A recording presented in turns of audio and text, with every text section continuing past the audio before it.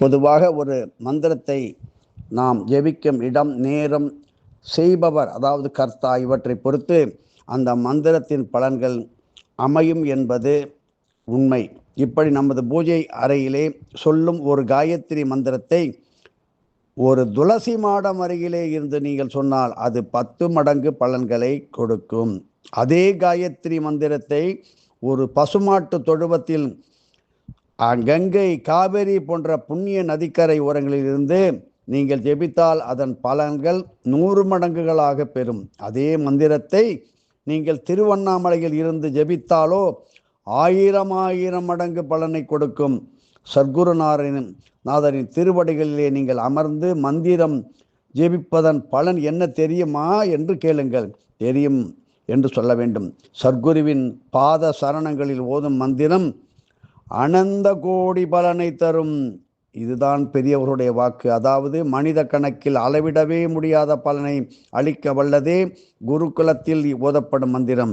இப்படி கலியுகத்தில் மனிதன் எப்போதுமே அவசர கோலமாகவே எல்லாவற்றையும் செய்ய பழக்கப்பட்டு விட்டதால் தினமும் 10,000 முறைக்கு குறையாமல் காயத்ரி மந்திரத்தை ஜெபிக்க வேண்டும் என்ற மூதுரையை பலரால் நிறைவேற்றவே இயலாமல் போய்விடுகிறது. அப்படிப்பட்டவர்கள் இறை அருள் பெற வேண்டி குறுகிய காலத்தில் நிறைய மந்திரங்கள் ஓதும் பூஜை முறை ஒன்றை நமது வாத்தியார் ஸ்ரீ வெங்கட்ராம சுவாமிகள் குசா தத்துவத்தின் அடிப்படையிலே கொடுத்துள்ளார்.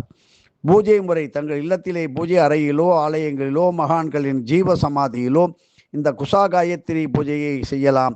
கம்பளி, போர்வை, பெரிய துண்டு, மாம்பலகை, தர்ப்பை இவைகளை தயார் செய்து கொண்டு வைத்துக் கொள்ளுங்கள். ஏதாவது ஒரு ஆசனத்தில் பத்மாசனம் இட்டு அமரவும், இல்லாவிட்டால் அர்த்த பத்மாசனம், அரை பத்மாசனம், இல்லை என்றால் சாதாரணமாக கால்களை இயல்பாக மடக்கி சம்மணம் இட்டோ வசதியாக அமர்ந்து கொள்ளுங்கள்.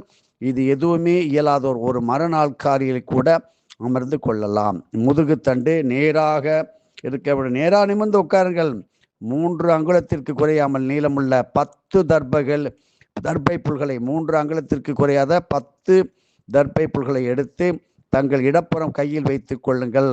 தங்களுக்கு பிடித்த காயத்ரி மந்திரம், தேவார பாடல், தன்னுடைய பெயர் அதாவது சுயநாமம், தன் குருநாதரின் பெயர், நாமம், குலதேவதை, இஷ்ட தேவதையின் பெயர்கள், நாமத்தில் இது ஏதாவது ஒன்றை தேர்ந்தெடுத்து கொண்டு வாய்விட்டோ மனதிற்குள்ளோ ஜெபியுங்கள். அவ்வாறு ஜெபிக்கும் போது ஒவ்வொரு முறை மந்திரத்தை சொல்லும் போதும் 1, 2, 3 என்று வலது உள்ளங்கை அங்குதாசிகள் என்று சொல்லப்படுகின்ற, அதாவது விரலுக்கு அடியில் உள்ள சூரிய, அதாவது மோதிர விரலின் 2வது அங்குதாஸ்தியில் ஆரம்பித்து அப்படியே வலமாக வலது சூரிய விரல், 3வது அங்குதாஸ்தி, புதன் சுண்டு விரல், 3வது அங்குதாஸ்தி, 2வது அங்குதாஸ்தி, முதல் அங்குதாஸ்தி, சூரிய விரல், முதல் அங்குதாஸ்தி, சனி நடுவிரல், இப்படி முதல் அங்குதாஸ்தி, குரு விரல், 1வது அங்குதாஸ்தி, 2வது அங்குதாஸ்தி என்று இப்படி 1, 2, 3 என்று 10 வரை எண்ணி வர வேண்டும். இப்படி 9 எண்ணிக்கை முடிந்ததும் 10 என்று சொல்லார்கள். 10வது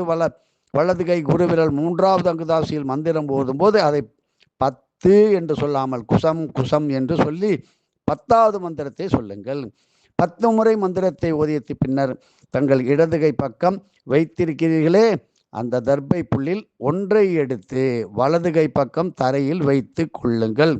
மீண்டும் வலது கை விரல் அங்குதாஸ்திகளை தொட்டு அப்படியே மந்திரம் ஜெபிப்பதை தொடர வேண்டும். 2வது முறையாக 10 மந்திரங்கள் குசம் என்று சொல்லி முடித்தவுடன் இடது கை பக்கம் உள்ள தர்பையிலிருந்து அடுத்து ஒரு தர்பையை எடுத்து வலது கை பக்கம் எடுத்து வைத்து விடுங்கள். இப்படி மந்திரங்கள் ஜெபித்து 10 தர்பைகளையும் வலது கை பக்கம் வைத்து முடித்தால் நீங்கள் 100 முறை மந்திரம் சொல்லி முடித்திருப்பீர்கள்.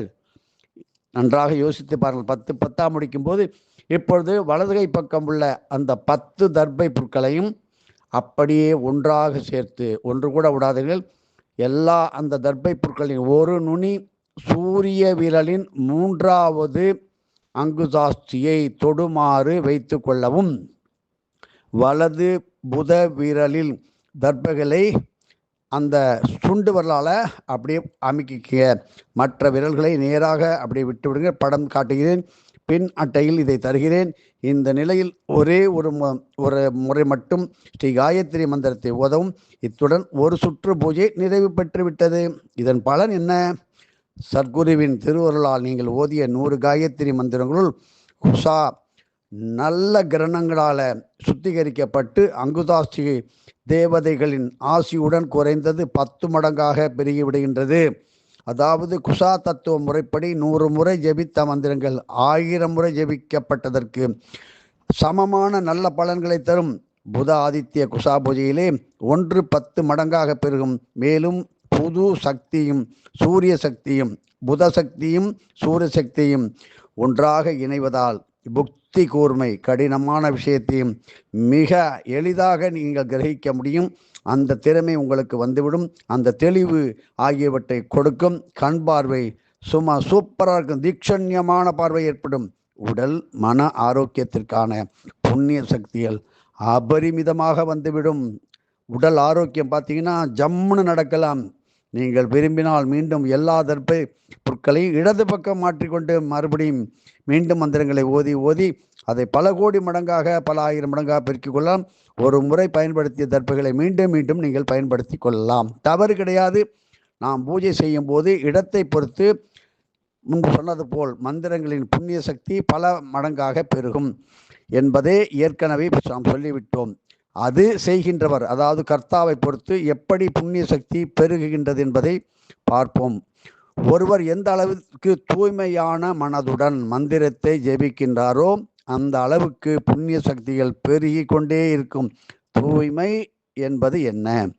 இறைவன் மீது கொண்ட நம்பிக்கையே தூய்மை என சித்தர்கள் உரைக்கின்றார்கள். நம்பிக்கை எல்லையில்லாதது. எந்த அளவுகோலும் அப்படி வைத்து கொண்டு எந்த அளவுகோலாலும் கூட அதை நீங்கள் அளக்க முடியாது.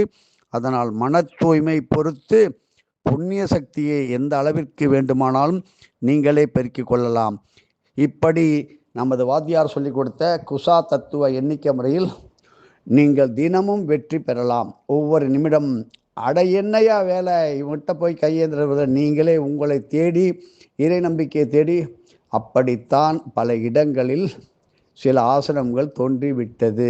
இந்த ரகசியத்தையும் சொல்லிவிட்டோம். எதுவும் என்னுடையதல்ல, அனைத்து உடையதே அருளாளா அருணாச்சலா.